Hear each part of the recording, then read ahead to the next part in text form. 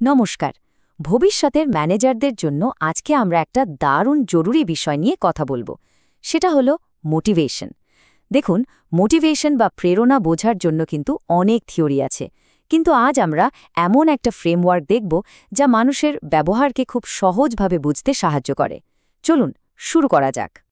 সত্যি বলতে যে কোনো অফিস বা কর্মক্ষেত্র কিন্তু একটা বড়সড় পাজেলের মতো, যেখানে প্রত্যেকটা মানুষ হলেন এক একটা আলাদা পিস, আর একজন ম্যানেজারের আসল কাজ হলো এই পিসগুলোকে ঠিকঠাক জুড়ে একটা সম্পূর্ণ ছবি তৈরি করা। আর এখানেই আসে আসল প্রশ্নটা। আচ্ছা, কখনো ভেবে দেখেছেন একই প্রজেক্ট, একই ডেডলাইন, একই রিসোর্স, অথচ দুজন কর্মীর রিয়াকশন একদম উল্টো? একজন দারুণ উৎসাহ নিয়ে কাজটা করছে আর অন্যজন কেমন যেন গুটিয়ে থাকছে। কেন হয় এমনটা? চলুন আমাদের গল্পের দুই চরিত্র অনিকেত আর রিনার সাথে পরিচয় করা যাক। দেখুন, অনিকেত নতুন প্রজেক্টটা পেয়ে একেবারে যাকে বলে আগুনে ফর্মে, সে এটাকে একটা দারুণ সুযোগ হিসেবে দেখছে। আর অন্যদিকে রিনা সেই একই প্রজেক্টের চাপে প্রায় ভেঙে পড়েছে। ব্যাপারটা কি বলুন তো? এই ধাঁধার সমাধান করতে হলে আমাদের প্রথমে বুঝতে হবে যে মানুষ পৃথিবীকে ঠিক কিভাবে দেখে, কারণ আমরা যা দেখি তার উপর ভিত্তি করেই কিন্তু আমাদের সব প্রতিক্রিয়া তৈরি হয়। ধরুন, একটা ভারত অস্ট্রেলিয়া টানটান ম্যাচ চলছে। একটা খুব ক্লোজ এলবিডব্লিউ এর আবেদন হলো। সঙ্গে সঙ্গে ভারতীয় সমর্থকরা কি বলবে? একদম নট আউট। আর অস্ট্রেলিয়ান সাপোর্টাররা, হাউজ দ্যাট, ওটা তো সলিড আউট। দেখুন, ঘটনা কিন্তু একটাই, কিন্তু দুজনের কাছে তার বাস্তবতা বা রিয়ালিটি একদম আলাদা। আমাদের অফিসগুলো ঠিক এই রকমই। এই যে দুজনের কাছে বাস্তবতাটা আলাদা হয়ে গেল, এর পেছনের কারণ হলো পারসেপশন বা উপলব্ধি। এটা আসলে আমাদের মস্তিষ্কে একটা ফিল্টারের মতো, যা নিজের অভিজ্ঞতা, বিশ্বাস আর ভ্যালুস দিয়ে বাইরের সব তথ্য ছেঁকে নেয়। এর ফলে আমরা পৃথিবীকে ঠিক যেরকম আছে সেরকম দেখি না, বরং আমরা সেটার একটা নিজস্ব সংস্করণ দেখি। এই ছবিটার দিকে একবার তাকান, কি দারুণ একটা ব্যাপার, তাই না? এখানে কিন্তু আসলে কোনো সম্পূর্ণ বর্গক্ষেত্র বা ত্রিভুজ নেই, শুধু কয়েকটা ভাঙা লাইন, কিন্তু আমাদের মস্তিষ্ক নিজে থেকেই ফাঁকগুলো ভরাট করে একটা পুরো ছবি দেখে নিচ্ছে। সাইকোলজির ভাষায় একে বলে ক্লোজার। কর্মক্ষেত্রেও আমরা ঠিক একইভাবে মানুষের আচরণ নিয়ে অল্প তথ্য থেকে একটা পুরো ধারণা বানিয়ে ফেলি। তাহলে মূল প্রশ্নটা হলো, যদি প্রত্যেকেরই দেখার দৃষ্টিভঙ্গি আলাদা হয়, তাহলে একজন ম্যানেজার হিসাবে টিমের বাকিদের আচরণ বোঝা যাবে কিভাবে? এর উত্তরটা লুকিয়ে আছে প্রেরণা বা মোটিভেশনের ভেতরে। যদি পারসেপশন বা উপলব্ধিটা চশমার মতো হয়, যা দিয়ে আমরা দুনিয়া দেখি, তাহলে মোটিভেশন হলো সেই ইঞ্জিন যা আমাদের কাজ করার জন্য শক্তি যোগায়।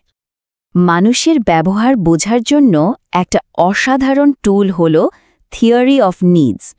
এই তত্ত্বটা বলছে যে আমাদের সবার মধ্যেই তিনটে মূল চালিকা শক্তি বা ড্রাইভার কাজ করে। হ্যাঁ, সবার মধ্যেই, শুধু পরিমাণটা হয়তো আলাদা। প্রথমটা হল নিড ফর অ্যাচিভমেন্ট বা বলতে পারেন কাজের নেশা। যাদের মধ্যে এই চাহিদাটা বেশি, তারা কঠিন চ্যালেঞ্জ নিতে ভালোবাসে।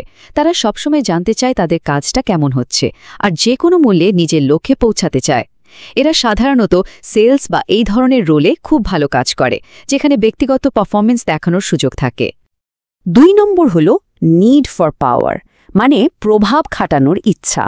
এই ধরনের মানুষরা অন্যদের কন্ট্রোল করতে আর সিদ্ধান্ত নিতে ভালোবাসে। এই ক্ষমতাটা ব্যক্তিগত লাভের জন্য হতে পারে, আবার টিমের বা কোম্পানির ভালোর জন্য হতে পারে। এরা সাধারণত লিডারশিপ রোলে খুব সফল হয়। আর 3 নম্বর হল নিড ফর অ্যাফিলিয়েশন, মানে সম্পর্কের টান। যাদের মধ্যে এই চাহিদাটা বেশি, তারা সবার সাথে মিলেমিশে একটা ভালো সম্পর্ক রেখে কাজ করতে ভালোবাসে। তাদের কাছে হয়তো কাজের থেকেও সহকর্মীদের সঙ্গে সম্পর্কটা বেশি জরুরি। এরা কাস্টমার সার্ভিস বা টিম প্রজেক্টে দারুণ কাজ করে। একবার ভাবুন তো, আপনার টিমের সদস্যদের মধ্যে কোন চালিকা শক্তিটা সবচেয়ে বেশি কাজ করে? অ্যাচিভমেন্ট, পাওয়ার নাকি অ্যাফিলিয়েশন? চলুন এবার আমাদের সেই পুরনো গল্পে ফেরা যাক। এই থিওরিটা ব্যবহার করে আমরা এখন অনিকেত আর রিনার আচরণের রহস্যটা সমাধান করব। এবার দেখুন, ছবিটা একেবারে পরিষ্কার। অনিকেত কেন উত্তেজিত? কারণ নতুন প্রজেক্টটা তার অ্যাচিভমেন্টের খিদে মেটাচ্ছে।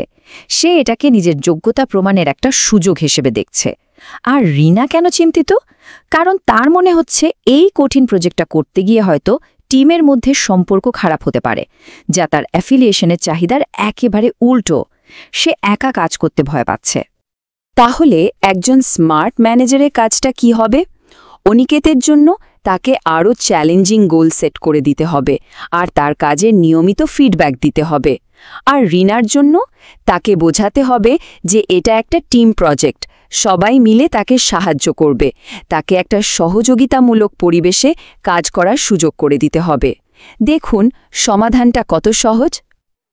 আচ্ছা, এই 3টে চাহিদা মনে রাখার একটা সহজ উপায় আছে। শুধু মনে রাখুন AAP, অ্যাচিভমেন্ট, অ্যাফিলিয়েশন আর পাওয়ার। এই 3টে হলো আপনার টিমের আসল প্রেরণা বা মোটিভেশন বোঝার চাবিকাঠি। এবার একটা প্রশ্ন ভেবে দেখুন তো, আপনার টিমের এমন কাউকে কিভাবে মোটিভেট করবেন যার মধ্যে প্রভাব খাটানোর ইচ্ছা বা নিড ফর পাওয়ার সবচেয়ে বেশি? তাকে কি ধরনের দায়িত্ব দিলে সে সবচেয়ে বেশি উৎসাহিত হবে? তাহলে মূল কথাটা কি দাঁড়ালো? এই যে মানুষের ভেতরের এই চালিকা শক্তিগুলোকে চেনা আর বোঝা, এটাই কিন্তু একজন ভালো লিডারের আসল সুপার পাওয়ার। এই কথাটা খুব মন দিয়ে ভাবুন।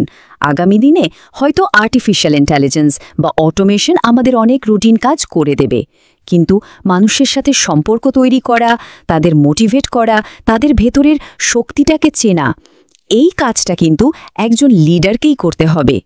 আর এখানেই আপনার আসল ভ্যালু তৈরি হবে। আজকের এই আলোচনাটা শেষ করার আগে নিজেকে শুধু একটা প্রশ্ন করুন। কাল থেকে এমন কোন একটা ছোট কাজ শুরু করবেন যা দিয়ে আপনার টিমের মোটিভেশন আরও ভালোভাবে বুঝতে পারবেন? এটা নিয়ে অবশ্যই ভাববেন। আজ এই পর্যন্তই। ধন্যবাদ।